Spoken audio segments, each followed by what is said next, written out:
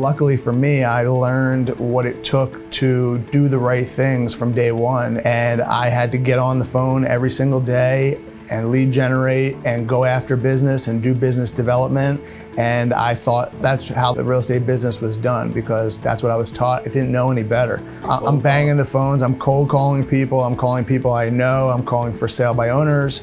So that's what I was doing all day, every day at business development. And by doing that, I was able to quickly develop a business, and I was able to get a number of listings. And for me, I got up to 10 listings, and my head was spinning. I said, I can't do any more business in this. I'm like running to the printer, and I'm running to my car, and I'm literally running everywhere that I went. And I said, this is crazy. Well, I quickly learned that leverage was the key to a successful business. And from that moment, I treated my real estate business like a business, like an actual business. And one of the main things is lead generation, which I call business development. I was always good at spending time every single day on business development, on strategic planning, working on the business rather than in the business, and finding time to be able to do both.